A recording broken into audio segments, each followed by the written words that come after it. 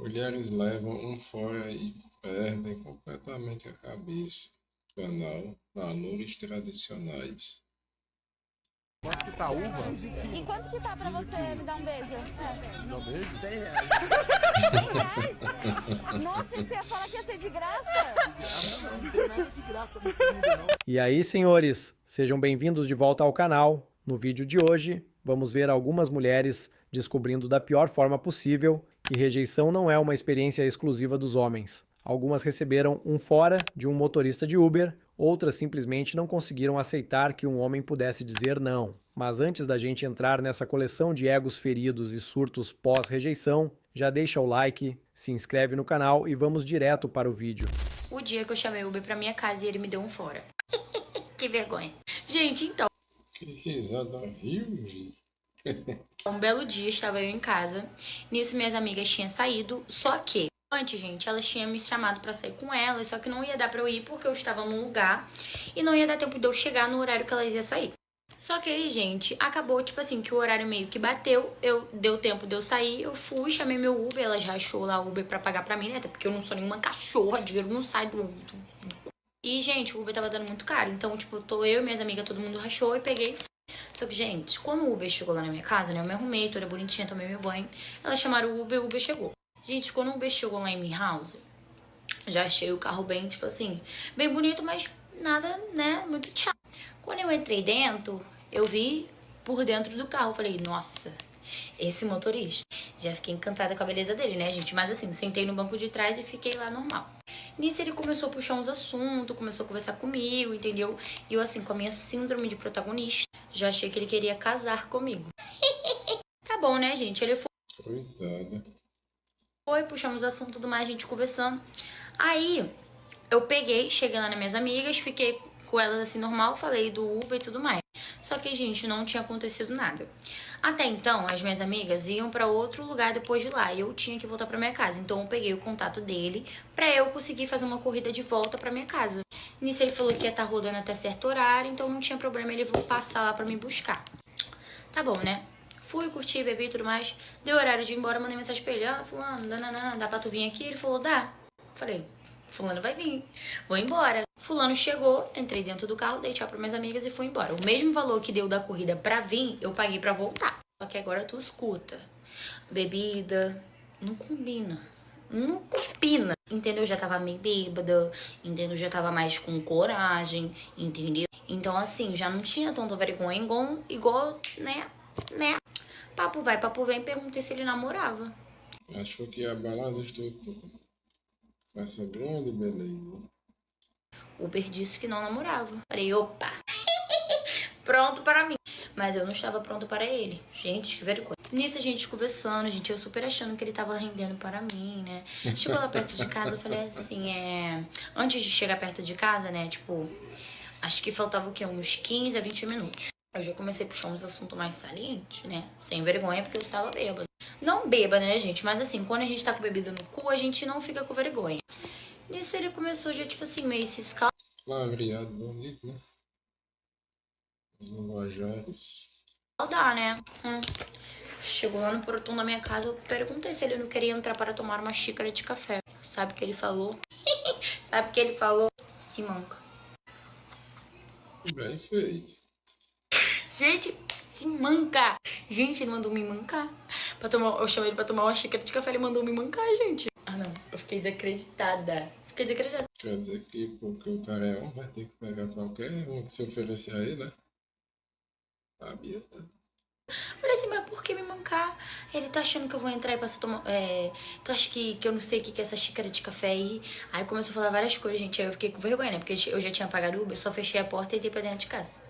Aí foi essa história, gente. Aí fui, cancelei lá, bloqueei ele e nunca mais falei com ele. O mais curioso dessa história é que ela mesma admite que entrou na corrida com síndrome de protagonista e já estava criando uma narrativa na cabeça porque o motorista era bonito e educado. Muita gente confunde simpatia com interesse, mas conversar bem faz parte do trabalho dele. Quando ela resolveu avançar e convidou o cara para entrar, ele simplesmente não quis. E tá tudo certo. O problema é que algumas mulheres estão tão acostumadas a serem desejadas que tratam uma rejeição comum como um evento traumático. O motorista apenas exerceu um direito que elas vivem defendendo para si mesmas, dizer não.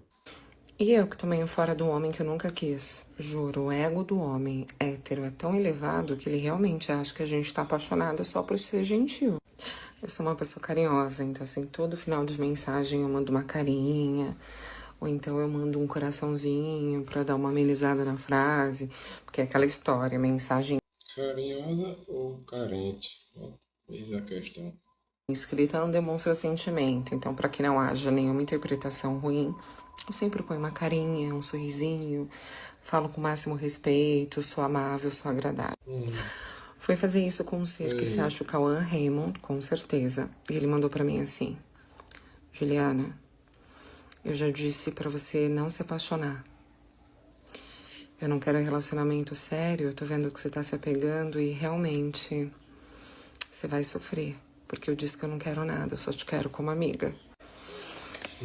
Eu na hora fiquei chocada, mas como eu gosto da bagunça, eu entrei na onda. Eu falei, não, pode deixar, eu vou saber superar, tá? Eu vou saber superar que você não me quer e realmente eu não esperava isso, mas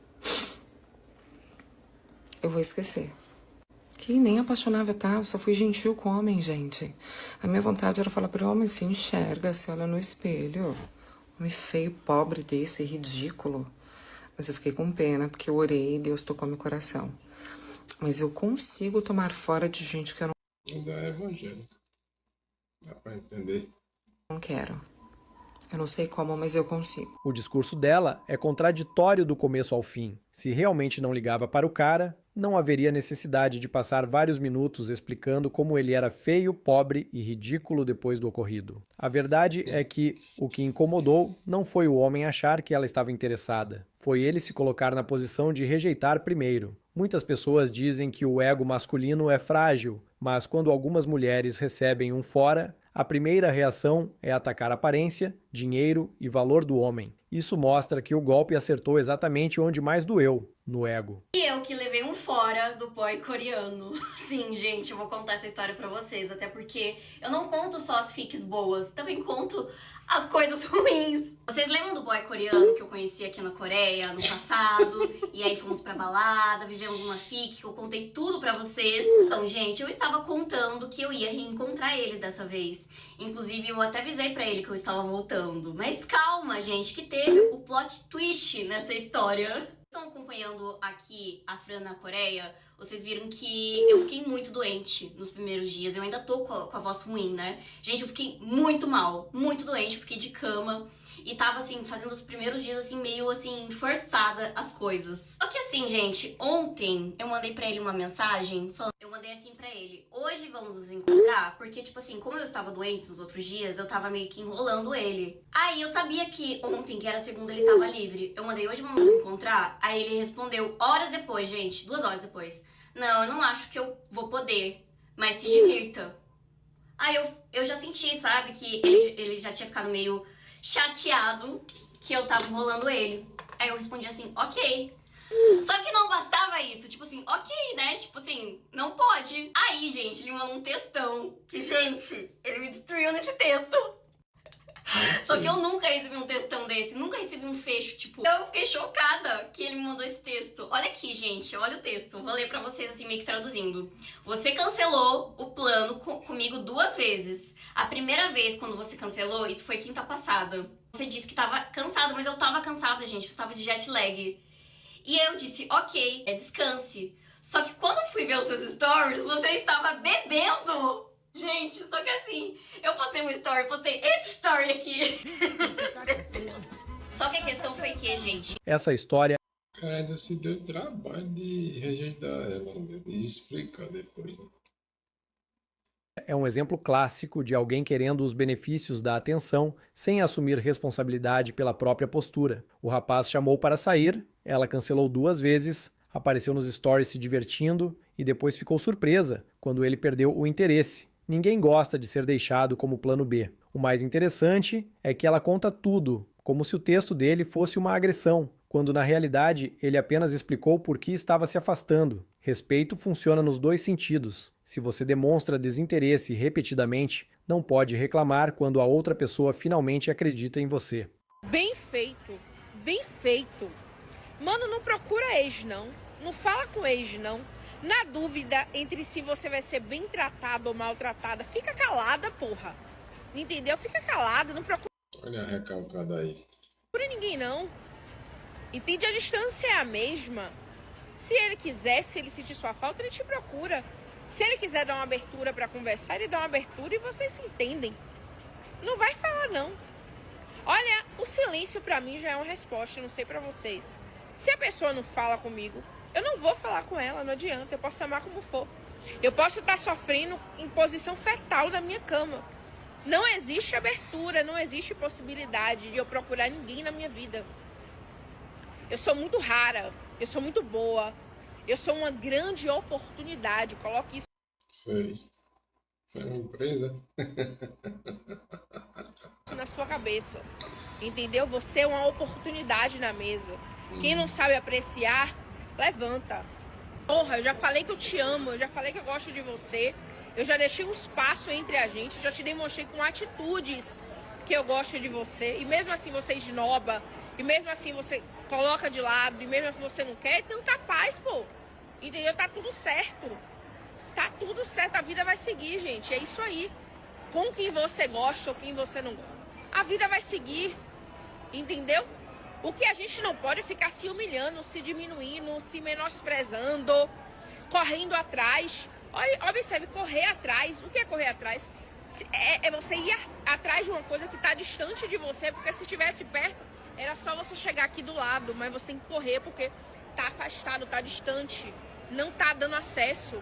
Porra, deixa de lado, esquece, vive sua vida.